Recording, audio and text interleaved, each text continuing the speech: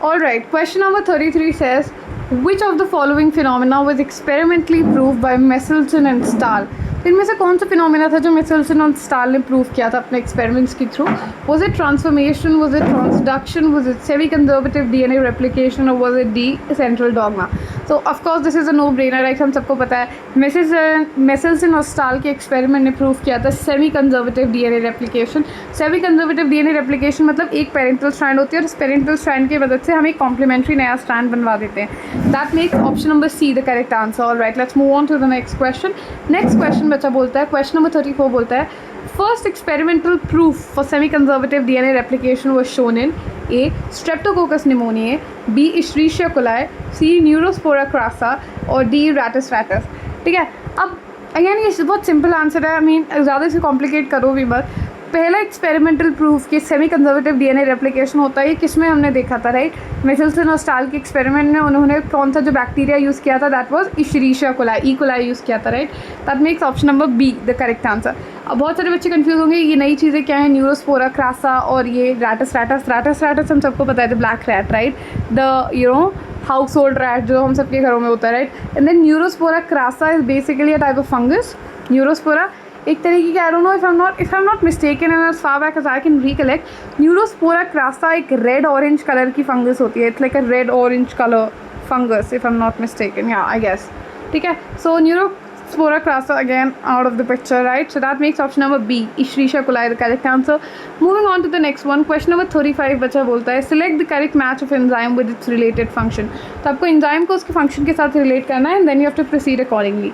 ठीक है, A DNA polymerase synthesis of DNA strand, B helicase unwinding of DNA helix, C ligase join short DNA segments together or D all of these. What do you think? तो of course सारे के सारे सही हैं, right? The correct match of enzyme with its related function, DNA polymerase का काम होता है to synthesise the DNA strands को सिंथेसाइज कराना। बट यहाँ पे भी एक लोचा होता है which is what is that thing, right? यहाँ पे भी एक चीज़ होती है विच इज़ कि basically DNA polymerise can not start DNA replication de novo which is from scratch.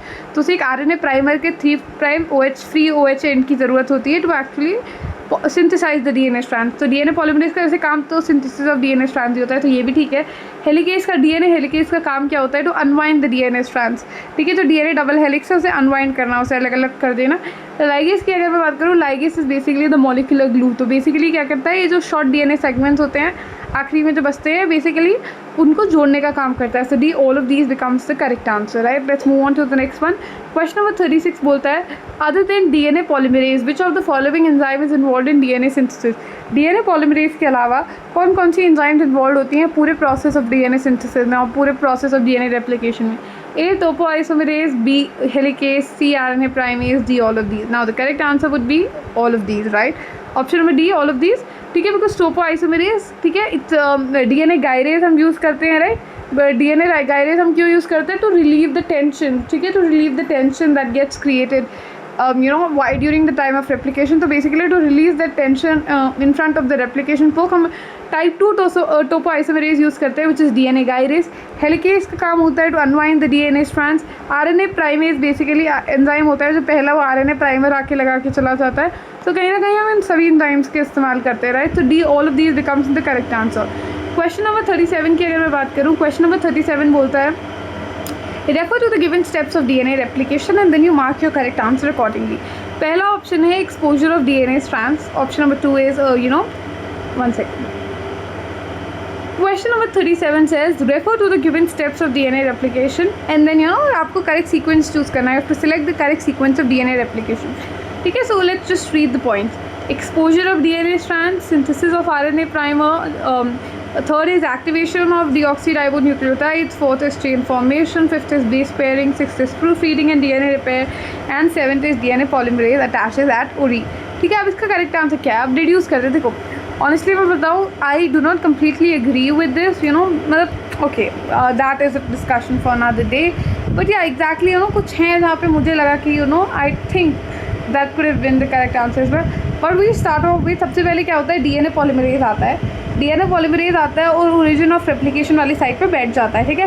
But DNA polymerase के साथ दिक्कत क्या है, it can not really start the process de novo, ठीक है। तो सबसे पहले डीएनए पॉलीमरेज आया है, तो यानी जो 7th स्टेप है वो सबसे पहले आएगा, राइट। सेवन्थ स्टेप सबसे पहले 2 ऑप्शन में आ रहा है, ए एंड सी। हम बी और डी को तो कम्प्लीटली एलिमिनेट कर सकते हैं, ठीक है। बी और डी को कम्प्लीटली एलिमिनेट कर दिया, ए और C are still in the running, ठीक है। इसके बाद डीएनए पॉलीमरेज आया, डीएनए पॉलीमरेज अटैच हुआ। उसके बाद क्या होता है, डीएनए पॉलीमरेज के अटैच होते ही जो हमारे डीऑक्सीराइबोन्यूक्लियोटाइड्स है कहीं ना कहीं वो एक्टिवेट हो जाते हैं। Activation of deoxyribonucleotides, now they are like और दे आर ऑल रेडी, कि अब उन्हें चिपकना है।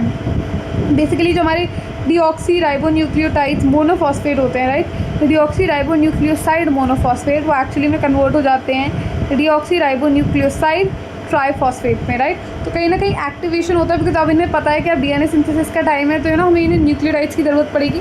सो somewhere there is an activation of deoxyribonucleotides.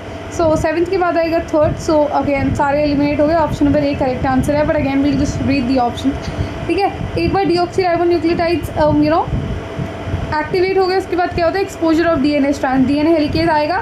DNA helicase basically दोनों डीएनए स्ट्रैंड्स को खोल देगा, डीएनए हेलिकेज आएगा दोनों स्ट्रैंड्स को खोल देगा। और एक बार जैसे ही डीएनए स्ट्रैंड्स ने बेसिकली डीएनए हेलिकेज ने दोनों स्ट्रैंड्स को एक्सपोज कर दिया, उसके बाद क्या होगा, उसके बाद आरएनए प्राइमेज आके आरएनए प्राइमर लगा देगा। So there will be synthesis of RNA primer which is option number 2, ठीक है। जैसे ही आरएनए प्राइमर लग गया, ठीक है, अब आरएनए प्राइमर के लगते ही the minute RNA primer is form, base pairing की मदद से हम चेन फॉर्म कराएंगे, राइट। तो बेस पेयरिंग की मदद से 5th की मदद से हम 4th कराएंगे, right. Base pairing using the rules of base pairing, कि एडेनिन पेयर करता है थाइमिन के साथ और गुआनिन पेयर करता है साइटोसिन के साथ, तो वो रूल्स को फॉलो करते हुए हम क्या कराएंगे, चेन फॉर्मेशन। तो 5th के बाद आएगा 4th, और लास्ट में एक बार जो हमने पूरी डीएनए की जो स्ट्रैंड है वो सिंथेसाइज करा लिए, लास्ट में हम क्या करेंगे, लास्ट में हम प्रूफ रीडिंग और डीएनए रिपेयर की थोड़ी बहुत अगर कोई गलती रह गई हो तो उसको प्रूफ रीड करने के लिए हमारे पास 2 प्रूफ रीडिंग एंजाइम्स होते हैं, right, DNA polymerase 1 and DNA polymerase 2, right. DNA, ठीक है, डीएनए पॉलीमरेज 1 और डीएनए पॉलीमरेज 2 का क्या काम होता है, ये दोनों प्रूफ रीडिंग एंजाइम्स होते हैं। क्यों, देखो डीएनए पॉलीमरेज 3 मेन एंजाइम होता है, राइट, और प्लस इट्स हाईली एफिशिएंट, मतलब उसकी जो स्पीड होती है that's I guess 2000 base pairs per second, 2000 base pairs per second की स्पीड से चल रहा है, तो ये बहुत फास्ट काम कर रहा है, ठीक है। सो अगर इतना हाई एफिशिएंसी हो तो एरर रेट भी काफ़ी हाई रहता है, विच इज़ वाई हमने इसके पीछे 2 प्रूफ रीडिंग एंजाइम्स लगाए होते हैं, ठीक है। And that is how it actually works, right. So that makes option number 1 the correct answer, ठीक है। सबको समझ आया, well, right. Let's move on to the next question. Next question बच्चा बोलता है, question number 38 says which of the following figures correctly represent the replication form during DNA replication?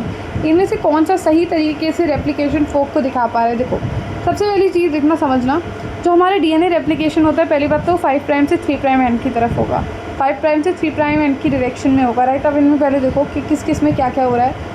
आप दोनों in case both the strand 5 prime से 3 prime वाली direction में DNA strand होगा हमारा वो रेप्लिकेट कर रहा होगा, ठीक है।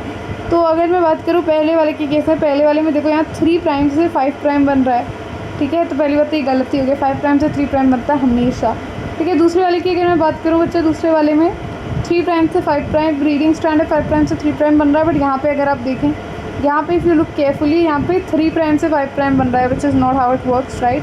अगर मैं बात करूँ इस वाले ऑप्शन की, तो इस वाले ऑप्शन में अगर हम ध्यान से देखें तो यहाँ पे डीएनए रेप्लिकेशन हो रहा है again from way, I mean this is like a weird sequence actually. यहाँ से अब हम आगे कहाँ जाएंगे, right, 1 second, let me find out the fault in it. अब इसमें अगर आप सीक्वेंसिंग देखो तो थोड़ी सी सीक्वेंसिंग ही गलत है। यहाँ इन्हें बोला है 5 प्राइम से 3 प्राइम पेरेंटल स्ट्रैंड को रीड करते हुए हम 3 प्राइम से 5 प्राइम जा रहे हैं, जो कि नहीं होता, राइट। और लास्ट वाले ऑप्शन की अगर मैं बात करूँ तो लास्ट वाला option I think that is the correct option. Last वाले ऑप्शन में देखो बेसिकली जो हमारा पेरेंटल स्ट्रैंड होता है ये रहा, ठीक है। पेरेंटल स्ट्रैंड बेसिकली होता है 3 प्राइम से 5 प्राइम, और जो हम 3 प्राइम से 5 प्राइम वाले एंड को रीड करते हुए अपना स्ट्रैंड ले जाते हैं, which is from 5 prime to 3 prime, ठीक है। तो डीएनए रेप्लिकेशन 5 प्राइम से 3 प्राइम होता है यूजिंग द डीएनए टेम्पलेट्स। बच्चा नाउ फॉलो कर option number D. Option number D बच्चा क्या बोलता है, ऑप्शन नंबर डी बोलता है कि जो डीएनए टेम्पलेट है, जो डीएनए का टेम्पलेट है वो कैसे बनता है। डीएनए देखो हमें सबको पता है डीएनए रेप्लिकेशन 5 प्राइम से 3 प्राइम की डायरेक्शन में होता है, राइट। तो अगर हम 5 प्राइम से 3 प्राइम की डायरेक्शन में डीएनए रेप्लिकेट कर रहे हैं, सिंथेसिस कर रहे हैं डीएनए की स्ट्रैंड का, तो the strand that we are actually reading is 3 prime to 5 prime, ठीक है। 3 प्राइम से 5 प्राइम वाली स्ट्रैंड को रीड करते हुए हम 5 प्राइम से 3 प्राइम डायरेक्शन में डीएनए रेप्लिकेशन करा रहे हैं, राइट। इसमें भी देखो हम 3 प्राइम से 5 प्राइम वाली स्ट्रैंड को रीड करते हुए 5 प्राइम से 3 प्राइम जो है वो अपना डीएनए रेप्लिकेशन करा रहे हैं, and that make option number D the correct answer. I hope that is clear to everybody. Let's move on to the next one. Next question बोलता है you have to select the incorrect statement regarding DNA replication. Incorrect statement को choose करना है DNA replication के with respect to. A है leading strand is formed in 5' to 3' direction. B Okazaki fragments are formed from 5' to 3' direction. C DNA polymerase catalyzes polymerization in 5' to 3' direction. Or is it option number D, DNA polymerase catalyzes polymerization in 3' to 5' direction? What do you think? देखो अब simple है, complicate नहीं करते हैं. मैं actually में एक snip add कर देती हूँ, उसकी मदद से मैं आपको बेहतर समझा पाऊँगी. इसका एक्चुअली में देखो इनका हमें बेसिकली इनकरेक्ट स्टेटमेंट सिलेक्ट करनी थी, राइट. तो इनकरेक्ट स्टेटमेंट हो जाएगी ऑप्शन नंबर डी. इन्होंने बोला है बेसिकली डीएनए पॉलीमरेज जो है वो पॉलीमराइजेशन कराता है 3' से 5' डायरेक्शन में. बेसिकली डीएनए का पॉलीमर 3' से 5' बनता नहीं. DNA replication always start from the 5' end always goes to the 3'. 5' से 3' होता है and it's not the other way round. ठीक है, अब मैं बाकियों के मतलब समझा देती हूँ so that it gets drilled into your heads back. अब देखो अगर मैं आपको समझाऊँ so it would be somewhat like this. 1 second. अब देखो if I would to zoom it in a little bit, alright, it looks somewhat like this. अब ये बोल रहे हैं देखो लीडिंग स्ट्रैंड की डायरेक्शन क्या 5' से 3' वाली डायरेक्शन में होती है. इज़ इट ट्रू और is it not? That's actually true. ठीक है, ये अपनी लीडिंग स्ट्रैंड होती है, ठीक है, जो कंटिन्यूसली सिंथेसाइज हो रही होती है, right. So this is actually the leading strand. और लीडिंग स्ट्रैंड हमेशा 5' से 3' वाली डायरेक्शन में फॉर्म हो रही होती है. If we talk about the next one is Okazaki fragments. Okazaki fragments जो होते हैं वो पाए जाते हैं 5' से 3' डायरेक्शन में. ओकाज़ाकी फ्रैगमेंट्स जो होते हैं वो कहाँ पाए जाते हैं 5' से 3' की डायरेक्शन में. वो भी ठीक है, वो भी ठीक है. आप बोलोगे कैसे? ओकाज़ाकी भी तो 5'. अब ओकाज़ाकी देखो ये एक ओकाज़ाकी भी इसको तो ज्वाइन कर दिया. ये ओकाज़ाकी फ्रैगमेंट जो हैं ये भी तो 5' से 3' की डायरेक्शन में बन रहे होते हैं. बी भी करेक्ट है. ठीक है, डीएनए पॉलीमरेज जो होता है catalyses polymerisation and 5' to 3' direction.